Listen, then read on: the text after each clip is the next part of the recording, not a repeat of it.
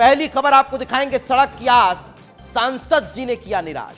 कैसे सांसद इस सड़क को बनाने को लेकर आम जनता को निराश कर रहे हैं, वो खबर आपको दिखाऊंगा। आपको सुनाऊंगा कि आखिर एक सड़क की मांग को लेकर जब पत्रकार सांसद जी से सवाल पूछते हैं तो सांसद जी कैसे बयान देते हैं। कहते हैं कि किसी लोकतांत्रिक देश में सबसे बड़ी ताकत वोट की होती है, लेकिन एक जनप्रतिनिधि की नजर में आपके वोट की ताकत क्या है वो मैं आपको बताऊंगा। इस खबर को देखने के बाद आप समझ जाएंगे कि आखिर आपके एक वोट की कीमत किसी राजनेता के दिलो दिमाग पर या फिर यह कह लीजिए कि उसकी नजरों में क्या होती है। विस्तार न्यूज पर बीते 1 साल से हम लीला साहू का दर्द दिखा रहे हैं। वो कैसे अपने गांव की सड़क बनाने के लिए संघर्ष कर रही है, उसकी हर तस्वीर आपको बता रहे हैं। लीला साहू समेत गांव की कई महिलाएं गर्भवती हैं।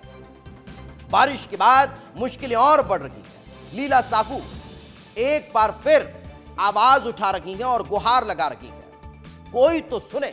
पर जिम्मेदार हैं कि सुनना तो दूर, कहते क्या हैं वो आपको सुनकर हंसी भी आ जाएगी और सोचने पर मजबूर हो जाएगी। अगर जिम्मेदार सुन भी रखे हैं तो ऐसा जवाब दे रखे हैं कि मानो लगता है जो नेता जनता के घर घर जाकर हाथ जोड़कर वोट मांगकर जीत कर आता है उसके लिए वो राजा और जनता उसकी प्रजा है।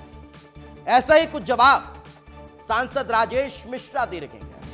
लीला परेशान है, गर्भवती है, डर के साए में है कि पता नहीं उसका बच्चा जब होगा तो वो अस्पताल पहुंच भी पाएगी या नहीं पहुंच पाएगी। और नेताजी क्या कह रहे हैं? नेताजी सब पूरे किराए का जो ठीक राख है वो कांग्रेस पर फोड़ दे रहे। मैं इसमें राजनीति के पचड़े में नहीं पड़ रहा हूं, मैं आपको यह बता रहा हूं कि नेताजी कह क्या रहे हैं। नेताजी कह रहे हैं ड्रामा हो रहा है, फेमस होने के लिए, मीडियाबाजी करने के लिए इस तरह की बातें हो रही है। साथ ही ये भी कह रहे हैं कि सड़क कब बनेगी ये मुझे नहीं पता, मैं डॉक्टर हूं, इंजीनियर थोड़ी ना हूं। अरे तो इंजीनियर होते तो क्या गारा मिट्टी लेकर सड़क पर उतर जाते? नहीं उतरते ना, काम करवाते। नेताजी आपको ये याद रखना होगा, आप डॉक्टर हैं, अब ये आपको याद है, लेकिन शायद आपको ये याद नहीं कि आप जनप्रतिनिधि हैं, सेवक हैं, जनता के लिए काम करते हैं। क्या मैं पहले आपको लीला के वो बयान सुनवा देता हूं, लीला की उन वीडियोस को आपको दिखा देता हूं जिनके जरिए वो लगातार उस सड़क की मांग कर रही है। उसमें उस सड़क की दुर्दशा की स्थिति भी आपको नजर आ जाएगी। पहले वो वीडियो प्ले करिए। अपने बच्चे का लागत रहा है कि हम चुप बैठे हैं, नहीं, हम अपने रोड के हालत दिखावत रहा और शासन प्रशासन के ही नजर में ये रोड के बारे में पहुंचावत रहा। हमारे गांव के रोड की हालत ऐसा ही ना कि मोटरसाइकिल तक नहीं निकल सकती है। बड़ी गाड़ी आती है तो यहाँ पलटे कैसे बच जाती है, आज तो यहाँ पलटे कैसे तो बच जाएगी। तो चलिए अब आपको सांसद जी के अलग अलग बयान सुना देता हूं। 1, 2 या 3 नहीं, 6 सांसद जी के बयान हैं, 6 बयान। उन 6 बयानों में देखिए कैसे वो अपने कर्तव्य से पल्ला झाड़ते हुए नजर आ रहे हैं। अब सबसे पहले बयान का जिक्र कर लेता हूं। 42 सेकंड का ये बयान है, लेकिन उस पहले ही बयान में सांसद जी कैसे अपनी जिम्मेदारी का ठीकरा दूसरे राजनीतिक दलों पर या फिर ये कह लीजिए कि दूसरे नेताओं पर फोड़ते हुए नजर आ रहे हैं, जरा सुनिए। कौन सा वीडियो? लीला साहू जो हमारे कांग्रेस के नेताओं ने करा है जी, वो वीडियो वायरल हो रहा है। वो वास्तव में इस समय पर कांग्रेस दिशाहीन है, उनके पास कोई काम नहीं है।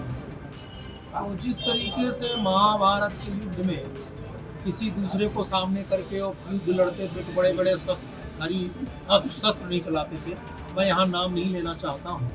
आज उनकी यही स्थिति हो गई है, खुद तो कुछ किए ही नहीं आज तक।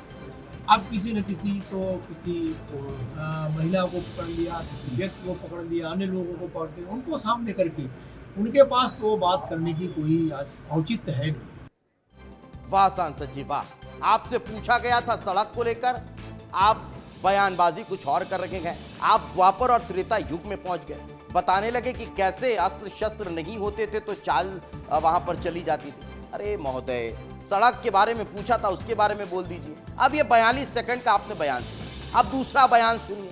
कांग्रेस पर जब सवाल खड़े करते हुए सांसद जी नजर आए तो फिर वो पत्रकारों के जवाब देते हुए दिखाई नहीं दिए। दूसरे सवाल में भी उन्होंने कुछ इसी तरह की बातें की है और दूसरे राजनीतिक दल को ही घेरते हुए नजर आए। अब जरा वो भी सुनिए।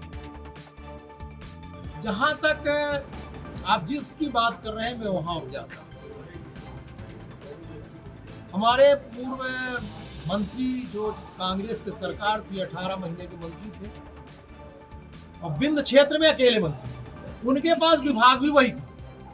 ग्रामीण सड़क का विभाग था, ग्राम विकास का था, जिसमें प्रधानमंत्री सड़क से लेकर रोड, सड़क, पंचायत सब चीजें आती है। मैं आपके माध्यम से पूछना चाहता हूँ, उस 18 महीने में कभी क्या उस रोड में वो गए? फिर वहां के विधायक भी कांग्रेस के ही है।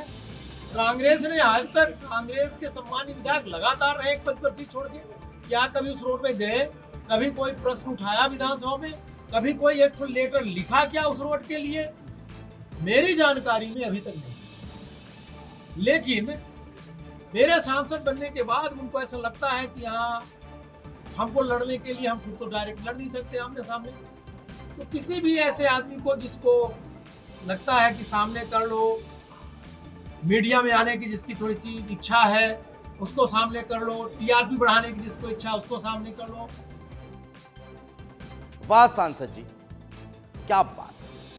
अरे वो कुछ कर पाते तो 18 महीने में चले क्यों जाते, वही रहते ना, आपको क्यों आगे लाया जाता? वो नहीं कुछ कर पा रहे थे, इसीलिए तो शायद जनता ने आपको चुना होगा ना।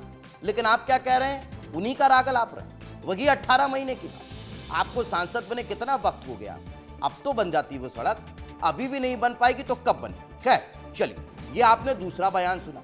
लेकिन जब फिर सवाल किया गया तो सांसद जी को रामायण और महाभारत का युग याद आ गया। सांसद जी क्या कह रहे हैं कि कोई चमत्कार थोड़े ना है कि सड़क बन जाएगी, तो फिर कैसे बनेगी माननीय, बता दीजिए ना। अब जरा सुनिए कैसे वो त्रेता और द्वापर युग को याद कर रखेंगे, जरा वो सुनवा देता। बनाना, मैं इंजीनियर नहीं हूँ, उसके सर्वे होता, मैं कोई इंजीनियर नहीं हूँ, मैं तो सांसद के नाते हूँ, प्रोफेशनली के डॉक्टर। इस रोड में कितना टाइम लगेगा, इसमें इसका अलाइनमेंट क्या होगा, इसकी प्रॉब्लम्स कितनी होंगी, ये जो उसका डीपीआर बनाता है, जो उसके इंजीनियर है वो करता है, ठेकेदार करता है। कई रोड हमारे जो ये खाम से और वहां तक की बीजवार वाली रोड बन रही है, 10 साल से बन रही है, अभी भी थोड़ा बहुत काम पड़ा है किसी न किसी फॉरेस्ट के डिस्टर्बेंस की वजह से, किसी कारण की वजह से। तो रोड कोई विश्वकर्मा में, रामायण में देखा था कि विश्वकर्मा ने ऐसे हाथ फैलाया और पूरी नई चमत्कार हो गया, नई नगरी बन गई, तो ऐसा कुछ नहीं। वाह सांसद जी, बहुत अच्छे से आपको याद रहा कि आप डॉक्टर इंजीनियर नहीं है। इंजीनियर होते तो क्या सड़क बना देते, खुद ही उतर जाते? नहीं उतरते ना साहब, ऐसे बिना परमिशन के नहीं उतर सकते। आप लोग जब क्लियरेंस देंगे तब आपके क्षेत्र का इंजीनियर भी सड़क बना पाएगा। लेकिन जब आपको ये याद है कि आप डॉक्टर हैं, इंजीनियर नहीं, तो ये भी याद होना चाहिए कि जनप्रतिनिधि हैं और जनप्रतिनिधि को चुनने का काम इस जनता ने किया है और जनप्रतिनिधि का काम होता है कि इस जनता के लिए काम करना, वही कर लीजिए महाराज। नहीं, अब जब ये सब हुआ, ये तमाम सवाल हुए, तो उसके बाद भी सांसद जी कैसे इन बयानों को गोलमोल जवाब के जरिए डिरेल करते हुए नजर आए। जरा एक और बयान सुनाता हूं, फिर अगला फिर सुनिएगा। मुझे बड़ी तकलीफ है कि आज कांग्रेस कोई नेता नहीं मिल रहा है और बेचारे एक ऐसी महिला को जो गर्भवती है उसको मोहरा बना करके और कांग्रेस के लोग राजनीति कर रहे हैं, तो मुझे तो इनके ऊपर तरस आता है।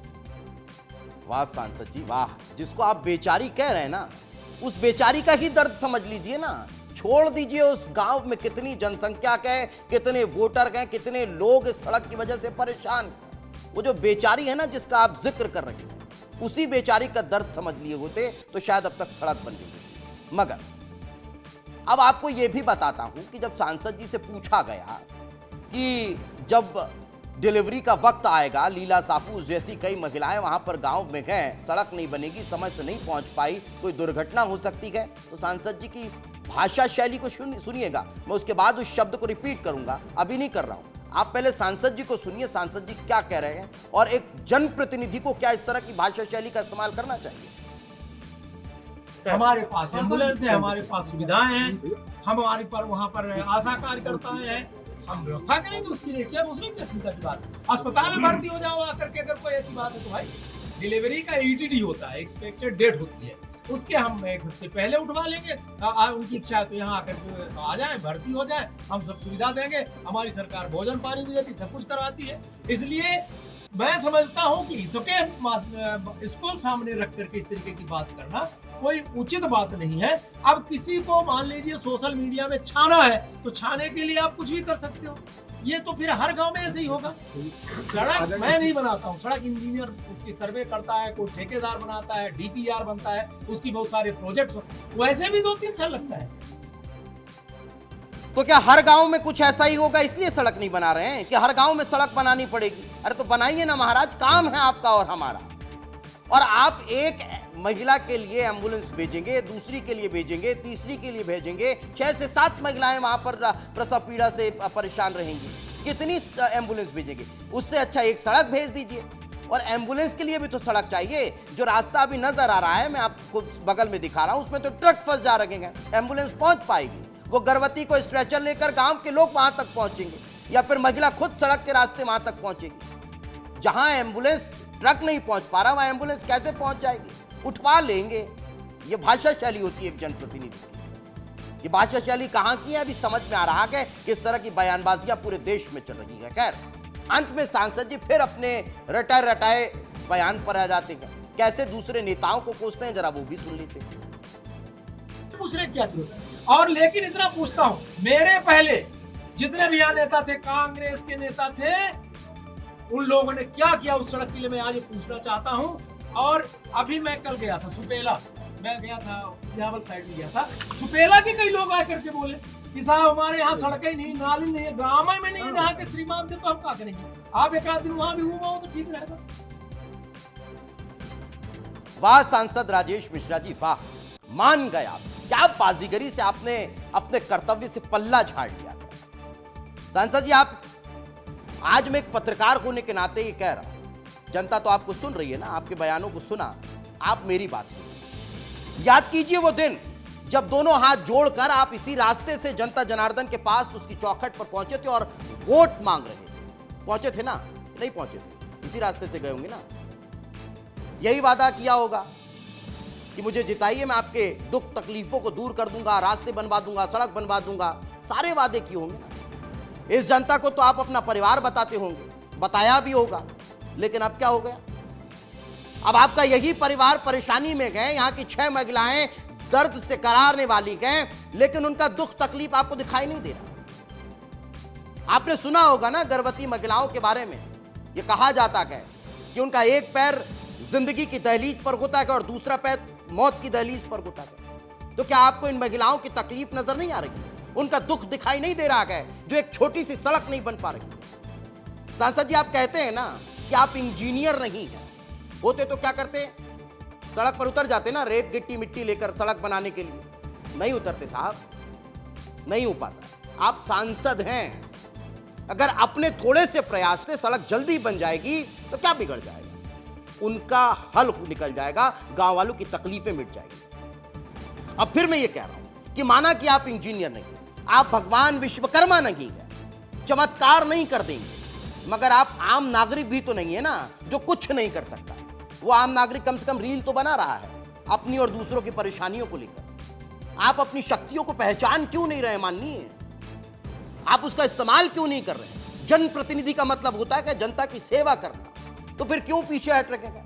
अच्छा हाँ, आप क्या कह रहे हैं कि पहले वालों ने क्यों नहीं किया? तो आपको बस इतना ही याद दिलाना चाहता हूं कि पिछले वालों ने नहीं किया, इसलिए तो जनता ने आपको चुनकर लेकर आई। सुनिए मेरा क्या है, मैं तो आपको बस आपकी जिम्मेदारी याद दिला रहा हूं। बाकी सब कामों का परिणाम जनता चुनाव में दे देती है और वो देगी। लेकिन फिर यही कह रहा हूं कि सड़क बनवा दीजिए। 10 किलोमीटर की सड़क एक सांसद के लिए बहुत बड़ी चीज नहीं होती है, बहुत सामान्य सी चीज है। और वो कोई धन दौलत नहीं मांग रहे, वो नौकरी नहीं मांग रहे, वो जनता के द्वारा चुने गए जनप्रतिनिधि से जनता के लिए किए जाने वाले काम की ही डिमांड कर रहे हैं। सड़क ही तो मांग कर रखे गए, सड़क की ही मांग है साहब, सड़क की। और वो सड़क जिसको बनाने की रिस्पॉन्सिबिलिटी, जिसकी जिम्मेदारी आपकी और हमारी होती है। एक सड़क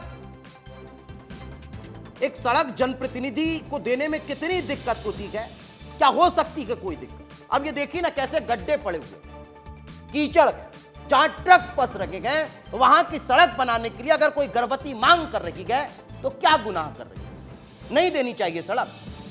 मान लीजिए अगर रील बनाने के चक्कर में है, किसी भी चक्कर में है, आप छोड़ दीजिए ना रील के मसले को, आप उस आवेदन को समझिए ना, आप उस मांग को समझिए ना कि अगर यहां की सड़क बन जाएगी तो किसका फायदा होगा, किसको लाभ मिलेगा।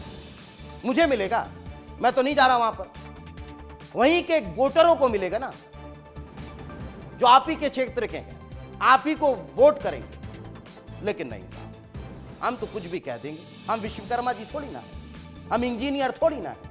मत रहिए ना साहब, सड़क बना दीजिए, सड़क जिसकी जरूरत है, जिसकी आवश्यकता है।